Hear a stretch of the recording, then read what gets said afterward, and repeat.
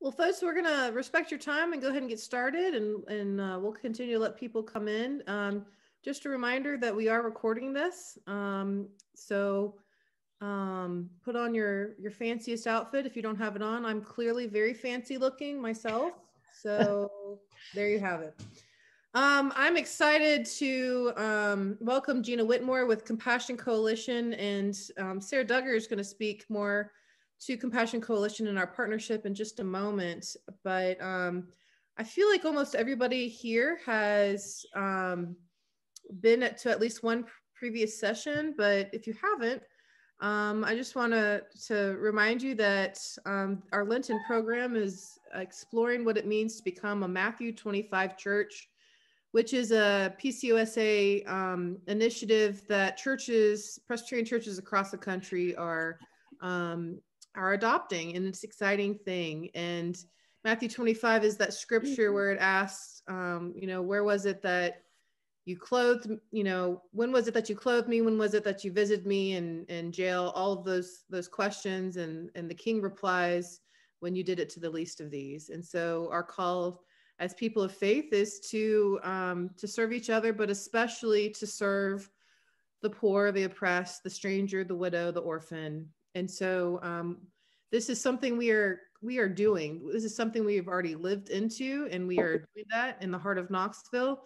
But as we prepare to hopefully one day very soon gather back together, we want this initiative is a great way to refocus us and re-energize us and help us point us in even deeper things as well regarding the three components, which are congregational vitality, eradicating systemic poverty, which is what we're looking at today, and dismantling structural racism. And so we are educating the congregation on this during the season of Lent. And once this ends at the end of Lent, we will not end. We have some work to do, some strategizing to do. And so we are asking you to be prepared to help us own this program and invest in it.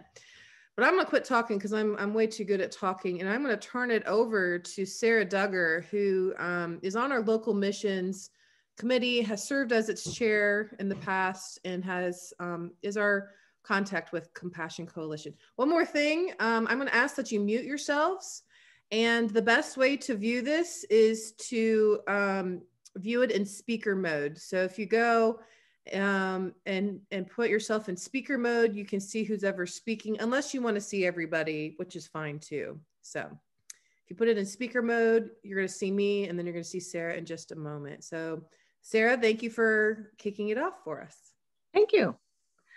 I'm going to talk a little bit about definitions and statistics, and it may be a little boring. I won't take too long. And then Gina's going to talk about what is going on in our community, what it looks like right here in Knoxville.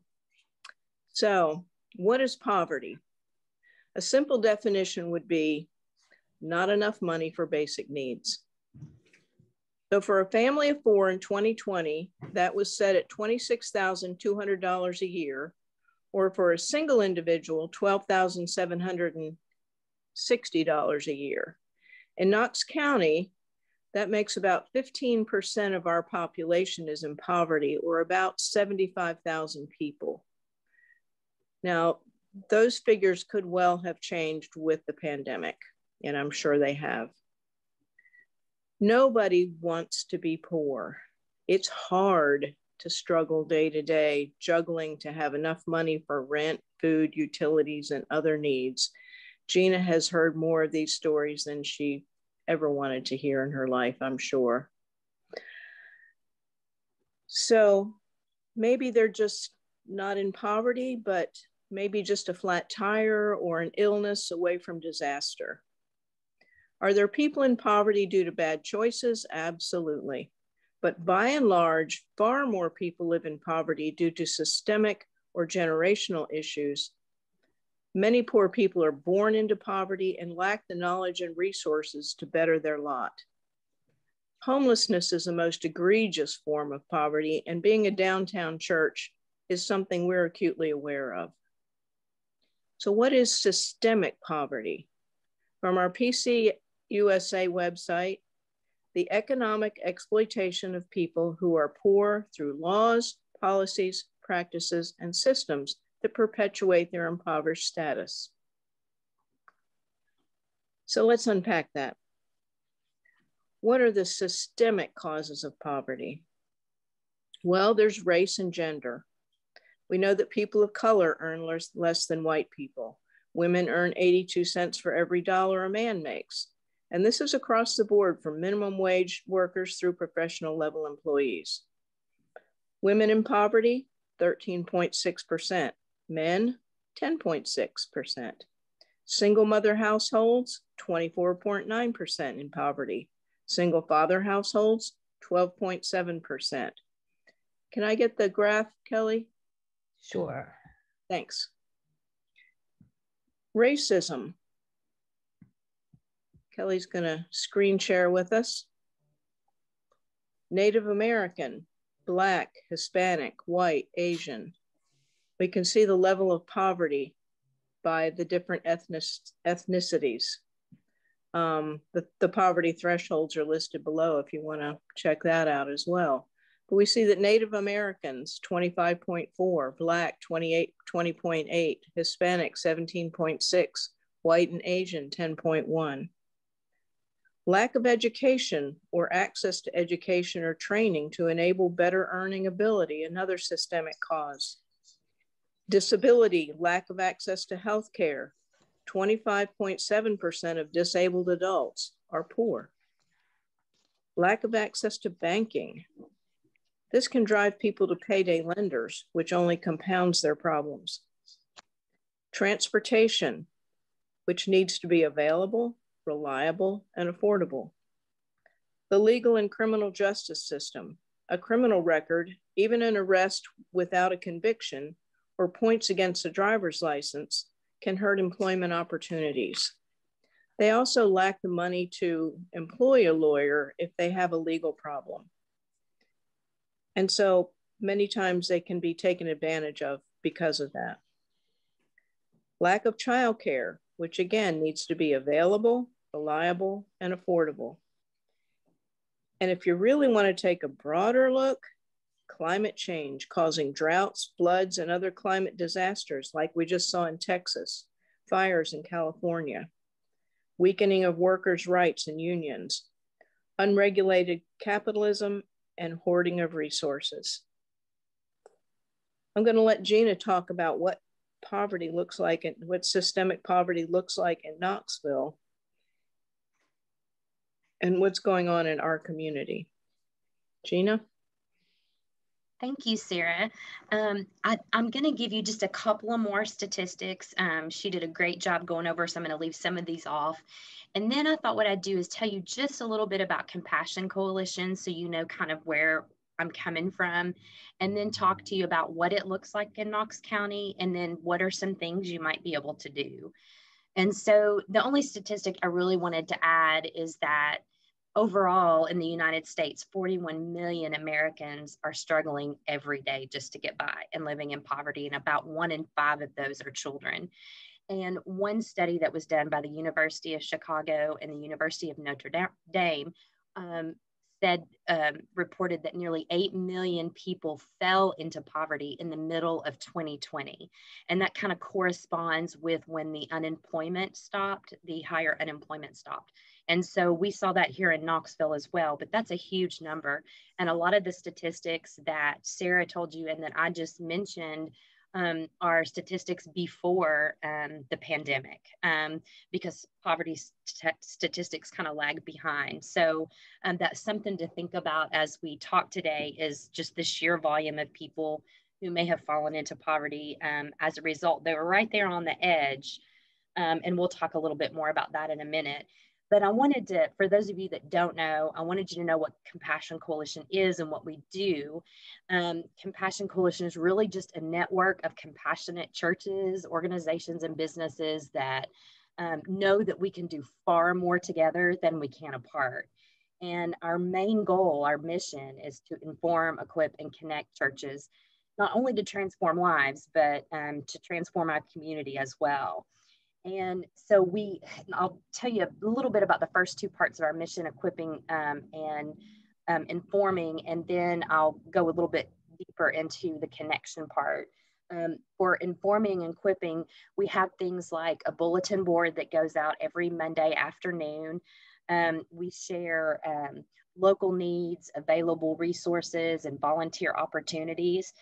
So it just lets you know what is going on, what are the specific needs in our community. And so that comes out on Mondays that you can certainly sign up for. How many of you already get bulletin board? Does anybody already get it? No. Sarah does. but I think it's an excellent tool to kind of know what's going on. And it was really used a lot during the pandemic because we made sure to keep all those updated resources on there. But we also have something called our Salt and Light Luncheons, which unfortunately we haven't been able to do in over a year now. But the luncheons, what they're designed to do is to talk about specific issues that are going on in Knox County with people that live in Knox County, and not just to inform us, but to let churches know how they can serve, and then organizations know how they can collaborate together to work on whatever that issue is. And then we have a plethora of trainings ranging from what do I do when someone asks me for assistance to a poverty simulation that can help you better understand what it may be like to live in poverty, to something called Bridges Out of Poverty that goes way deeper into it, that helps you really better understand, but also gives you tools that you can use as you walk with people when they're trying to change their lives. And so we have all kinds of training, and you all as a member church, of course, the vast majority of that training is free for you. And then the poverty simulation, there's a discounted amount for you, but those are available. Yes. I just want to plug what you just told us, because I've been to the Salt and Light Lunches and they are fantastic. And I've been to a bunch of the trainings, and I really have learned a lot about poverty and about benevolence giving and all of that. So if that's something you're interested in, that is something the church can help if you'd like to attend those trainings. So really want to plug what Compassion Coalition does, because it's really great. Sarah? Yeah, Meredith and I took Bridges Out of Poverty together. Good. Yeah. And you really learn a lot about the different rules for different classes and different communication styles, and why we don't seem to understand each other. And I've done the poverty simulation, and it was eye-opening. It was. It really helps you to better understand, because you don't realize, you have a single mom who, like you mentioned, Sarah, somebody that gets a flat tire. She's a single mom. She works, but she's really struggling. She gets a flat tire. Well, she doesn't have AAA, like most of us probably do. So she's trying to figure out what to do about this tire. In the meantime, she's missing work. And because she only works 32 hours a week because her employer chooses not to do healthcare, she doesn't have any PTO either. And so she misses several days of work and she ends up losing employment. So that's sometimes what happens. It kind of snowballs. And so sometimes we don't realize what all of those barriers are. And so I think those trainings really help you to kind of recognize that. And then the other thing that we do with Equip is we equip our member churches to teach a class called Getting Ahead in a Just Getting By World. And it's a class specifically designed for those who may have grown up in poverty or are currently struggling with poverty, maybe from generational poverty. And it really helps them to take a whole look at their situation. So what they do in that class is they investigate what poverty looks like in our community and what it looks like in their own lives. And then they start to develop plans and think about work and getting skills so they can maybe find a job that pays a better wage. They start developing those plans. And then after the class, which is a huge commitment, we do pay them a living wage to attend the class. And we have childcare, all of that. And the reason we do that is because one of the hardest things about poverty is that people tend to lose their future story. And you cannot think about the future when you're so busy with today. So if I am completely stressed out and I'm worried about whether the lights are going to be cut off today, or if I'm going to be able to put food on the table, I can't plan for what I'm going to do next month or what I'm going to do 3 years from now, kind of like we might do in middle class. So if I'm struggling every day just to get by, those are the things that are on my mind, and it's hard to plan. So in getting ahead, we provide childcare, we pay them a living wage, and it's this safe space where for a minute they're like, whew, everything's taken care of at the moment. We can concentrate on this information and start to make plans for our future. And we want them to build a future story. And one of the things that I've noticed with the class is that it gives people hope. A lot of times when you struggle every single day, you start to lose a little bit of that hope, and it makes it harder and harder for you to get ahead. And so that's what that class does. Now, we've graduated over 275 folks from our Getting Ahead classes. And in a few minutes, I'm going to tell you, after I tell you kind of what's going on in Knoxville, I'm going to tell you a few of their stories because they're good examples of systemic poverty. So the last part of our mission is to connect. And what we do is we have a connection point call center where individuals in our community who are in need can call in, and we connect them with resources that can help them with those short-term and long-term goals. And so we don't want to just throw, food for this moment, get them food for this moment. We want to take a look at their whole situation. So we have a pretty comprehensive assessment process, which starts very simply by listening to their story.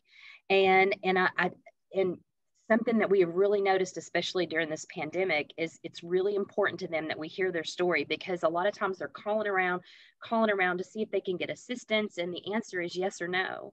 And at Compassion, we want it to be a completely different experience, just like we would want it to be if they called your church. We want to really give them the time and attention they deserve. And so through that call center, we talk to people every day who are in poverty. And one of the things that has happened over the last year is that our call volume has increased by 128%. We helped over 510 families last year with rent, utilities, medication, food, all kinds of things. It's been a very, very tough year. We partnered with the city of Knoxville and CAC and HomeSource to provide rent assistance for those who live in the city of Knoxville. And we're also going to be partnering with the county to help them get some of the new funds that have come down from the federal government out to individuals. We're excited about this. We think we're going to be able to focus on those who are on income-based housing. So that's a population that has really been left out. And there are still single moms who worked I had one that worked at Shoney's. She got laid off due to COVID. They called her back, but when they called her back, she only got 10 hours a week. So she couldn't keep up with her rent. And, turning in, you get to turn in your rent, your checks when you're income-based, and they'll adjust your rent, but that takes a minute to get that to happen. So they still were falling behind, on their rent. And then when you don't know week to week how many hours you're going to get, it's really hard to even estimate what your rent should be. So it's been a really difficult time, but we're excited that we may be able to work with that population. We're still working out those details. But what I wanted to get across is what we've seen over the last year has been horrible, but it's not new. It's just the volume is a little bit higher. And we've seen those who are paycheck to paycheck, some that don't even realize they're below the poverty line. I had several people, and one lady say to me, "Did you know I qualify for food stamps on my regular salary?" And I was like, gosh, no, I didn't know that. But she had no idea that her income was considered below the poverty line. But she just makes it, and she just does what she has to do. And so there are just a lot of people in need. And, not making a living wage is just not okay. It's not survivable. And one of the things here in Knoxville, just your average apartment, say I'm a single person and I'm looking for a 1-bedroom apartment, the average cost, market fair value, is like $684 a month. So if I'm making minimum wage, $7.25 an hour, then I would have to work 89 hours per week to be able to afford rent and sustain it. So that's ridiculous. It's just not possible. So if I'm a single mom and I have multiple children and I have more expenses, you can see how that can can really snowball and get more and more difficult for that family. So we've seen a whole lot of people struggling from from singles to families to couples. The number of families that became homeless increased. CAC saw about 200 in just a few months' time, 200 new applications for their Homeward Bound program, which is for homeless families. They normally do 200 in a year. And so at one point we had 40 families, this is families with children, living in their cars. So CAC has worked really hard to help find housing for those. But that's another issue that we have. We don't have enough housing for all the people that are low income.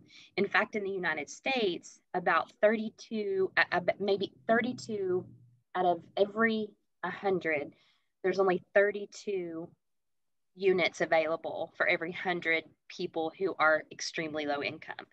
So it's an issue we've been working really hard on in Knoxville. We have several new places that are opening up, two in the South Knoxville area, one toward west in the Pond Gap area, but those are opening, and I do see that is making a difference, but I'm not sure that it's quite enough. So that's kind of what we've been seeing. Another thing, a question that we ask every person that calls in is, do you have any loans? Sarah mentioned the predatory lenders that we have, that everybody has all over the country, but where they can charge any amount of interest. So only 23 states have laws that cap the amount of interest that you can charge. Tennessee is not one of those. So you can charge as much as, like the last one I saw was 169%. So if somebody in poverty goes and gets one of those loans, they can't pay it off. And then our Getting Ahead participants tell us about this because a lot of them have them. And they have this thing called reloan. So if you can't pay it when you go back in, so you just get $300 because you need to pay your utilities. This is what happened with my last person. And she couldn't pay it all with the payments. And so they did a reloan.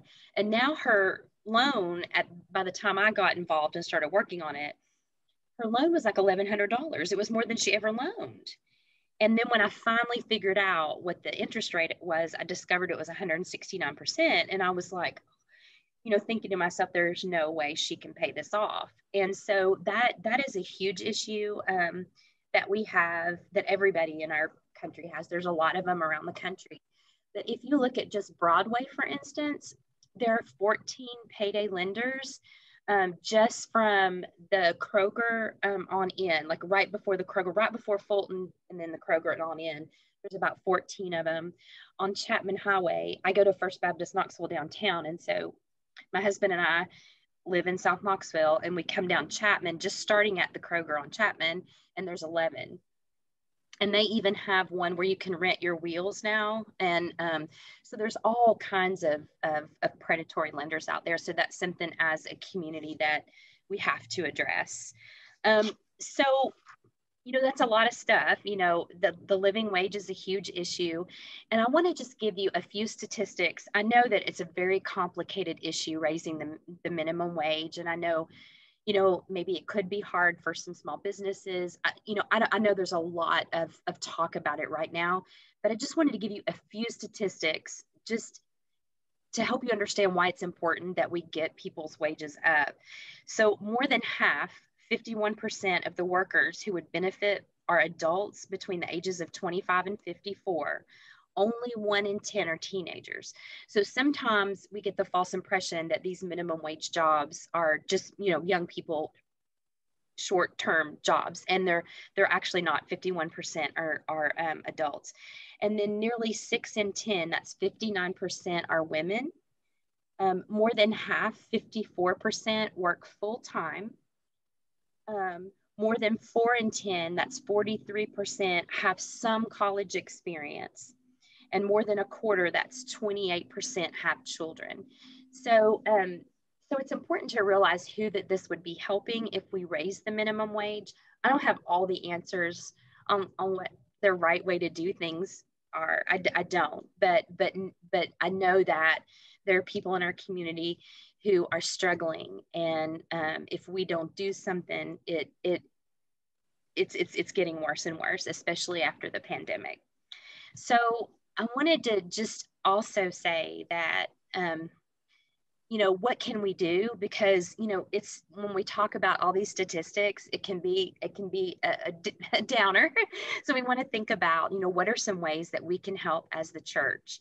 And sometimes you want to do things on a level where you're changing policy, you're changing laws, but sometimes I think that you have to start at the bottom and you have to get your hands dirty. You have to get down in the weeds with those that are struggling and walk with them so you can truly understand what their barriers are, so you can successfully communicate those to the powers that be that need to change those policies. And so there's so many ways that you can get involved, from jumping in and being a mentor for one of the young people in our community. That's a very difficult thing right now. Compassion Coalition is a part of the Knoxville Leadership Foundation, and we have a program called Knox Works, and they're working with 16 to 24-year-olds who they're helping them get their GED, but they're no longer in school, so they're helping them get their GED, helping them build a trade, learn a skill. And those kids have gone through so much in the last month or so, having so many friends or family that have been lost due to violence, gun violence in our community. So, could you be a mentor there? Could you help tutor one of the kids that's struggling? Or could you become a mentor for, like, say, our Amachi program that they mentor kids whose parents are incarcerated, or who have a parent that is incarcerated? And then at Compassion Coalition, we can train you to do Getting Ahead in a Just Getting By world. It's a class that I told you about a few minutes ago that's for people in poverty. But what we do is we go in and we train a church to teach the class. All you have to do is attend our Bridges Out of Poverty class, and then we'll help you teach your first 2 classes. We'll be right there with you. But it's been a huge thing First UMC does it, First Baptist Knoxville, Cokesbury, and Beaver Dam just started doing it out in halls. And had 14 people in their class. It was a great class. They've only done it one time, and then COVID, of course, hit. But and then we also do it at CAC. They do it as well. But it's just an incredible class that gives folks in poverty a moment to just think and plan and think about what they want their future to look like, and for it to be on their own terms. And you're not teaching that class, you're co-facilitating that class. And so it's like a tabletop experience where you're going through the workbook together, and it's very empowering for them. We don't call them clients or participants, they're investigators. They're investigating poverty in our community and poverty in their own lives. And so you can get your whole church involved, and it's really cool. Like First UMC, their church was kind of small, and they kept saying, well, a lot of our congregation is older, and, I don't know if they'll want to do the childcare and all of that. Well, let me tell you, the whole church, almost 60 people got involved in their Getting Ahead class. So they had a group of ladies that made them bags to carry their bags, and made their name tags, and were there every week to greet them. They had a group of people who made their meals. They had a group of people who went out and bought gift cards for them every week for their stipend. That's how we pay them, is with grocery gift cards or Walmart cards. And they had a group of people that were on a graduation committee, and the church was full the day of graduation. We have a full-blown graduation, and it was just incredible to see. Now, it took us about a year to get it going and to get all that, to where we went. It was 1 year from when we first started talking about it till the day that they graduated. And so it was just really neat to see all these folks who have been struggling for so long to be so proud of themselves for graduating. One said, I've never graduated from anything before. But it's a really neat thing. That's something that you could think about and pray about if you wanted to do. Or you could just, some of the folks from your congregation could be an ally. We call them allies, and we match each person with an ally. And so if we have somebody that's interested in nursing, we'll try to match them with an ally that's a nurse. Or if we have one that's interested in childcare, we'll try to match them with a childcare professional or a teacher or somebody who has worked with kids. So we try to match them kind of strategically. So that's something you could do as well. I just want to tell you just a couple of stories because they kind of show you what people are going through and how systemic poverty plays a role. So in one of our first classes, we had a woman who had one child. The child was disabled, and she worked at a local hospital here in Knoxville and was doing great on the job. And she went through our Getting Ahead class, and we walked with her. And about 2 months after the class was over, she had an ally and all of that. She was doing really well. She got a promotion at work, and she was actually going to be making $14 an hour. And we were so thrilled for her. But she called crying because she was going to lose her health insurance, her state health insurance. She was over by $4, her income. She was over by $4. And she just couldn't, she was trying to do her budget. We help them create budgets when they're getting ahead. And she was trying to figure out her budget so she could pay her part of the healthcare at work. And she's like, if I pay that, I won't be able to afford my rent. And so she just could not balance that. And she became very frustrated. And I think she ended up quitting the job. She was just very frustrated. And so you can see how when those things happen to you over and over again, how that can be frustrating. We had another woman in the class. She had 2 kids, and she kept getting these really great jobs toward the end of the class. She'd get jobs that were really good and were full-time, and she kept quitting them. And I couldn't figure out what was going on. I was like, gosh, I thought it was going really good. And she'd be like, well, it was too much and my anxiety. And she would say things like that.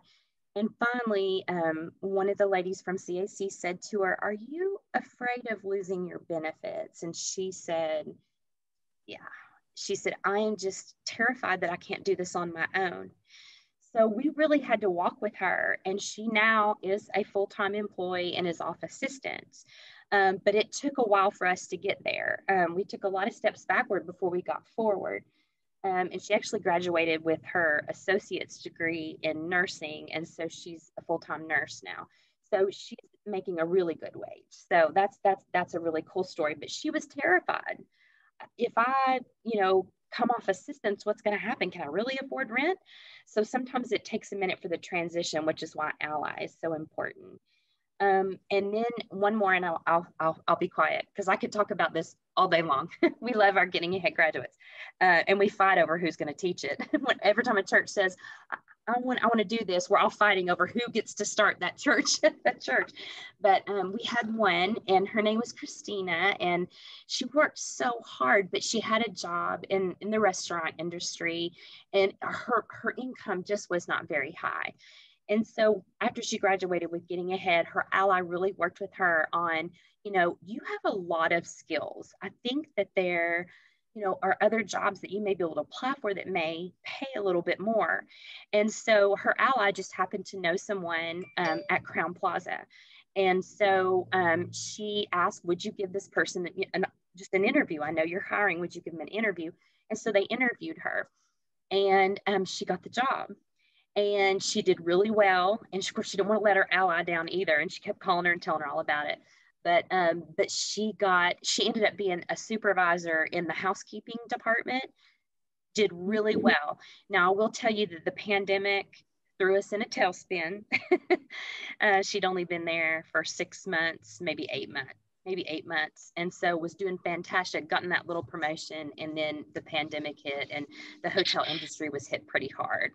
And so, so we're still working with her and trying to get her back on track. She did get some hours back at the hotel, and they're slowly, getting those hours back up. And so we hope that that's going to work out.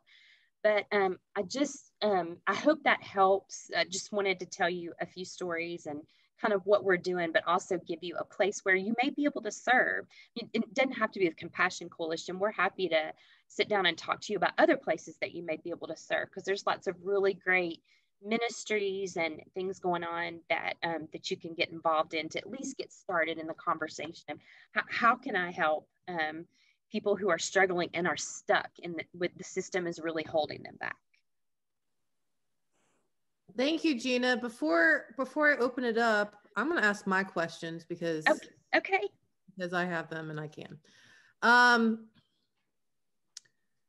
as an urban church, as one that is downtown in a very unique place, and so is First Baptist,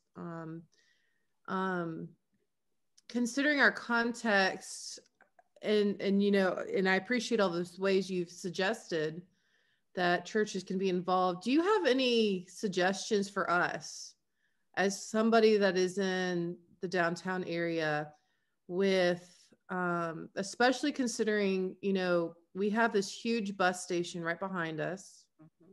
We see quite a few folks experiencing homelessness.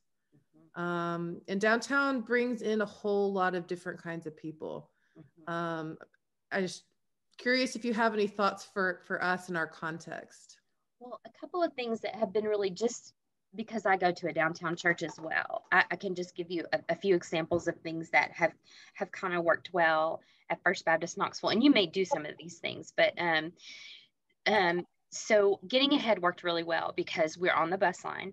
Yep. And we were able, so with Getting Ahead, you want to get a wide variety, diverse population. So you want homeless, you want families, you want, you know, single women, you want women with children, you want a diverse group because they learn so much from each other.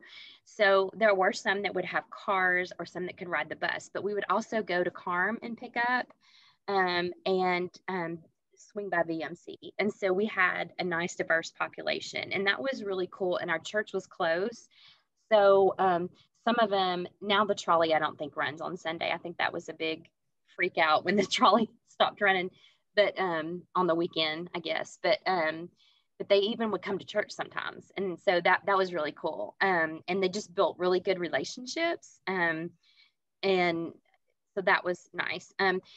We also have a food co-op that has been neat and is very empowering because it's, so when they run the food co-op, so in a food co-op group, you have as many as 30, and they pay to be a part of the co-op, which is like, you know, $5 and something. But they get tons more food, but they run the co-op, they make the rules for the co-op, and they make all the decisions. And so they meet every week. And so they have this supportive group when they meet. They get food when they leave, but they have the supportive group where one of them will do a devotional or a encouraging quote, or, you know, but they build relationships. And so that's really cool. Now they have to be below a certain income, you know, to be a part of the co-op, but and they get a lot of food. So it's really helpful to them, but at the same time, it's really empowering. The other thing we've done is a class called Faith and Finances. And that class is, you know, there's no like really incentives for that class. I mean, it's you come and you have homework. So it's not quite, but Getting Ahead participants, after they've already gotten started, have been great to come to Faith and Finances, but it's designed for people who are lower income. So a lot of our people aren't banked. We call it getting banked because they don't even use banks. And so I don't know if you all have noticed this, but, you know, there's a lot of folks that live around here that get a Social Security check and they lose it, or there's all kinds of things. They don't use banks. Now, a lot of them come on cards, so you don't have this quite as much, but or they use money orders for everything to pay their rent, and they lose the money order. And it's, you know, so we talk to them about the basics, how you use a bank, you know, how you create we call it a spending plan, instead of a budget. That word just, you know, people just, so we do that class, and we've completed two classes, and we've had about 24 people graduate from that. And it's a pretty successful class. It is designed to be able to match people with allies as well.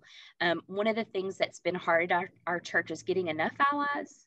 So it's a little bit harder to do that. And then we also do Family Promise, where we have people come and stay at the church, just because the homeless issue is such a hard one.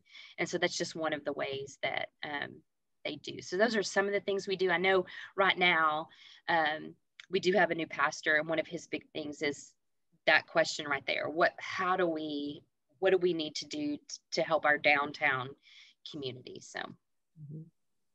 That's Does that great. help at all? Yeah, absolutely. We're certainly in a unique place, and that's, I didn't know y'all had that food co-op. That's really interesting. So, Yeah. that's really cool. Sarah, did you have any questions you wanted to ask before we open it up to the rest of these folks? No, I was going to ask the same thing about, particularly a downtown church, what needs in the downtown could we address?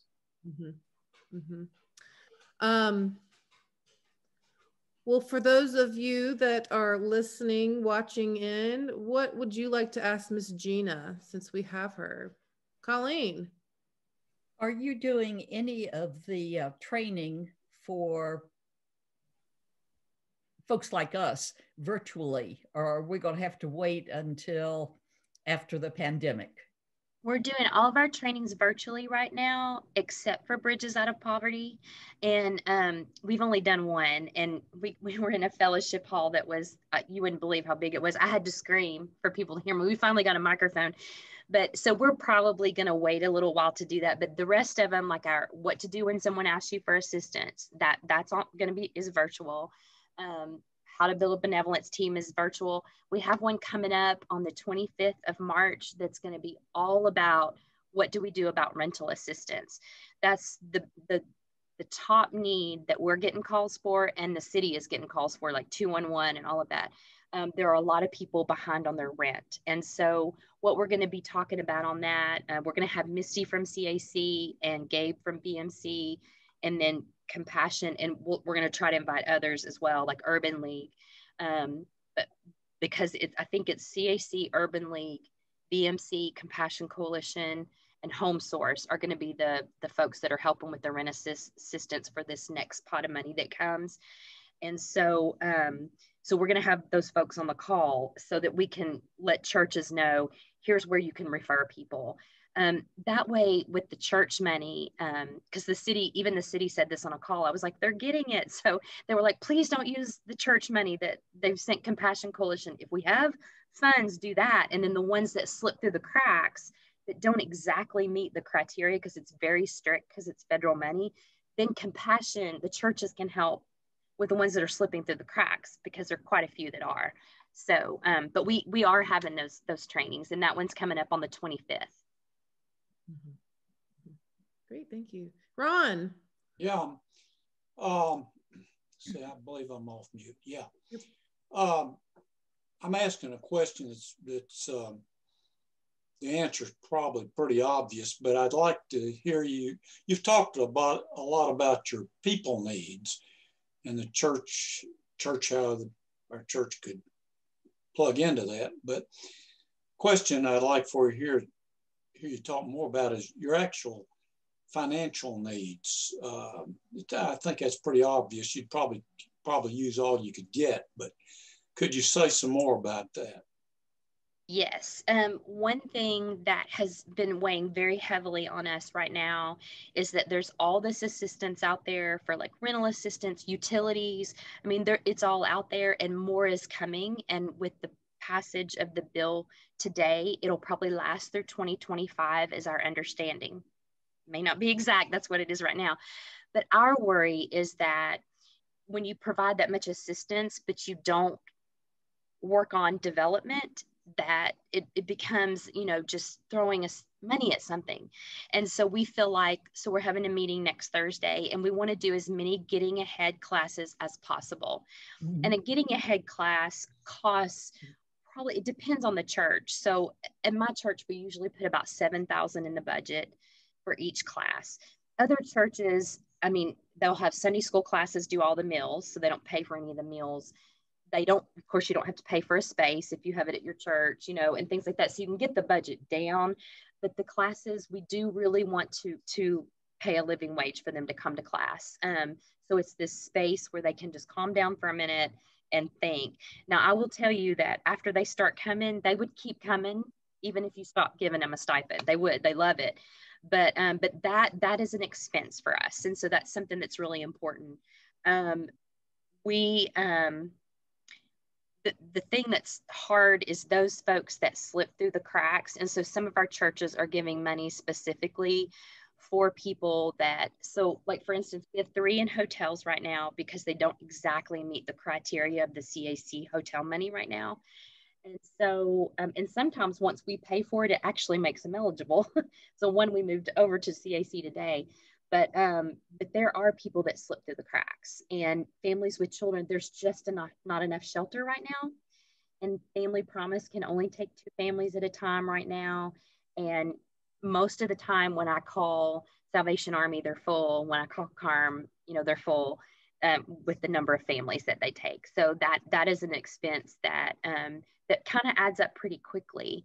But we've done about 5 weeks for a woman with 4 children, and she moves into housing next week. And so it's about around $400 a week.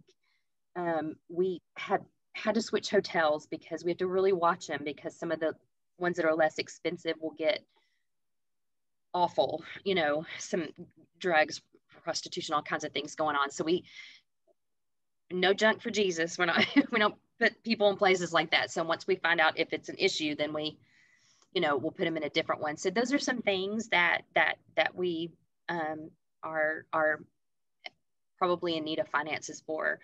And of course, I'd like to hire 10 more people. So this is another very happy thing for us. And we feel like God really prepared us for this time, because at the end of 2019, we started, our advisory board really wanted us to open a satellite call center.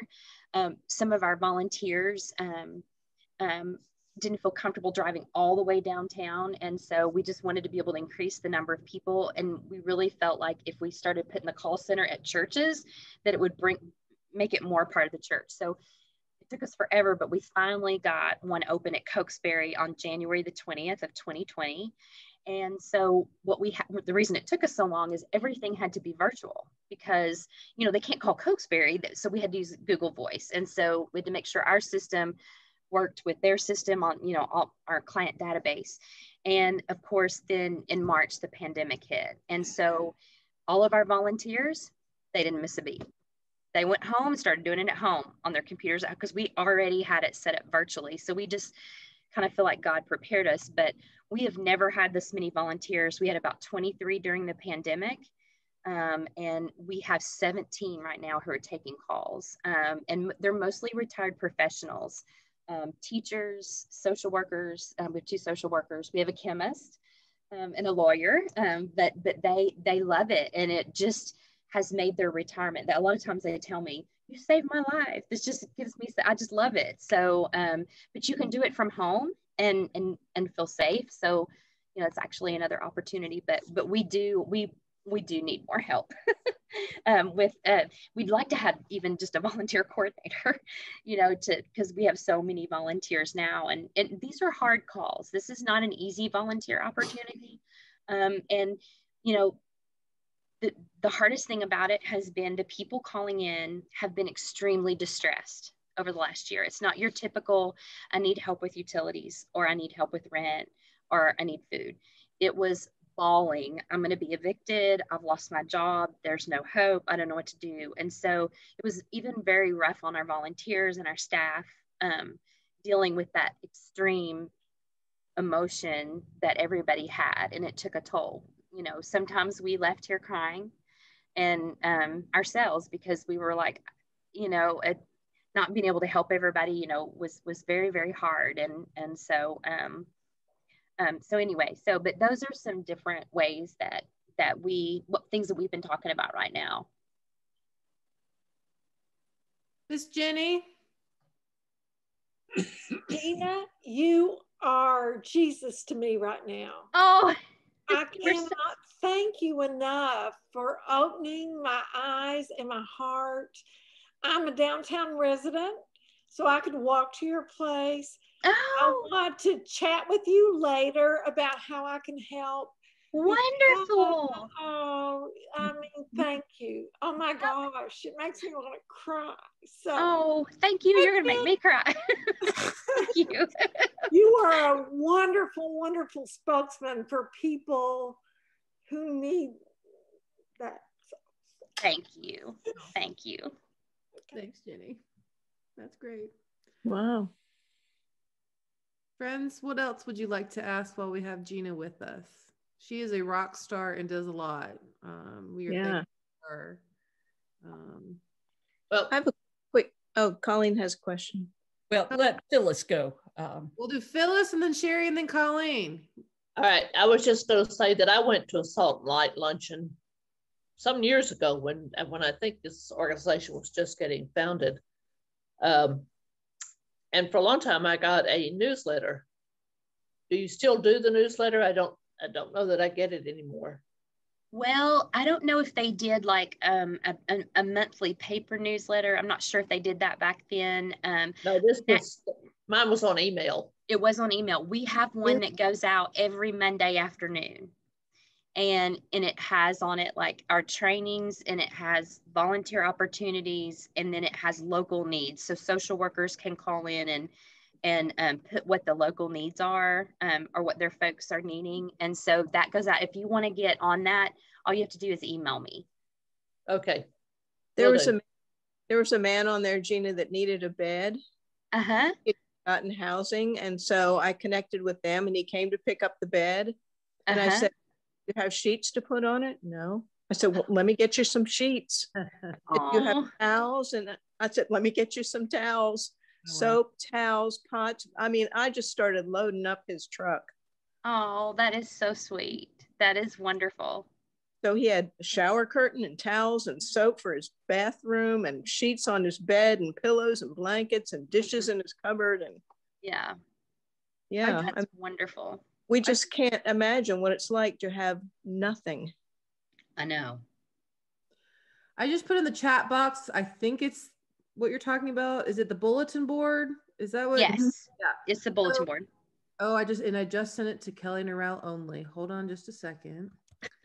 Now you can all get it. If you know how to get to the chat box, there's the link to get to the bulletin and how to view it, and I think sign up for it. So. Yeah, you can sign up for it on our website as well. Or you can just view it on our website, whichever you prefer. But what a lot of like small groups and churches do is they will just pray over it, you know, and then some weeks they'll meet a need and other weeks they won't, you know. So and we've been putting zip code on there too. We always ask the social worker what zip code do they live in. So if your church wants to do some that are around your church, like if you wanted to do the downtown area, I will tell you, I don't know if your all zip code is, our zip code is 37917, but at the church, I think it's 02. It's 02. But the highest zip code, so I looked at the top 5 zip codes that we helped, and it was 37917 was the top, 37914, 37920, and 37921 were the top zip codes that we helped in 2020. So where the most need was coming in, at least to us. Well, let's, we have 2 more questions. We'll start with Sherry and then Colleen, and then we'll end with prayer. Okay, just real quick, and you may even be able to direct me to someone on the website for this, or something on the website for this, but I was just curious about the classes, the Getting Ahead classes, like how long do those, over what period of time are those done? How many people, how many facilitators does it take to do a class? Just a little more specifics about that. So it takes 2 facilitators, and we usually have 10 to 14 participants. And they do go through an interview process because we want to ask them, you know, is this something you can commit to? Because it's 8 weeks long. Okay. So and we do it twice a week. Now there is an option, like one of the churches does it on Wednesday nights only. So they do it once a week for 16 weeks. But it would be totally up to your church how you did it. But it's a big commitment, and so sometimes it doesn't work with their work schedules or different things. And we try to have churches do all different times, some in the evening, some in the morning, to kind of accommodate that. Is there a high demand right now? Do you have people waiting for Yeah, we have quite a few applications, and then what we've done during the pandemic is anybody that we've talked to. Because a lot of these folks are just kind of on the edge. I mean, they're under the poverty line, but they don't even hardly realize it. And I mean, I've even had to add most of them to Charity Check. I mean, they just don't ask for assistance much. They just struggle all the time, but we have added a box to our intake form that tracks the ones that we've talked to and they would be interested in getting ahead. And so we have a huge list to pull from. But what we'll do when we open it up is people who have already sent applications, we'll call them, and then we'll put it on our bulletin board and let social workers and churches know you can start referring people to getting ahead, and we'll try to get in as many as we can. Great. Thank you. Colleen. Gina, is any group working on predatory lending advocacy to stop that in Tennessee? That is a great question. I don't know. There is, okay, so there's a group that I follow on Twitter, and I get their email newsletter. It's national, but they are working on that all across the country, and they have such good podcasts and things that you can listen to about that and things you can do. So I'm going to find that and I'll send it to Meredith, and then I'll have her send that to you. So it's the lending. I don't know, but it's about fair lending is what it's all about. And they have webinars and Zoom calls that you can listen into that are specifically about predatory lenders. Right. Meredith, can I put in a plug for next week? Of course. Okay. The mission market is about more than coffee and chocolate and gifts. It is about addressing structural racism and systemic poverty. And Susan Sklar from Equal Exchange is going to be with us next week. So I hope all of you and your friends will come out on the 17th. We'll celebrate St. Patrick's Day together. And Colleen's going to be in the mission market promoting items, right? Right. So bring your wallets and then come by and pick up what you buy. Mm-hmm. Can I say one thing? Bill Myers, you have to get a light in front of you because you're scaring me, okay? I love you. Sitting in the dark there. It's my shtick. Everybody's got to have a game, and enjoy my game. All right, friends. Let's give Gina a round of applause for joining us. Gina, thank you. We feel we need to respond to the call that God has for us to take care of our neighbors, and we appreciate you informing us and letting us know what's happening, especially during COVID. I want to be respectful of our time, and I'm gonna close in prayer. Are there any prayer requests that you would like to raise up?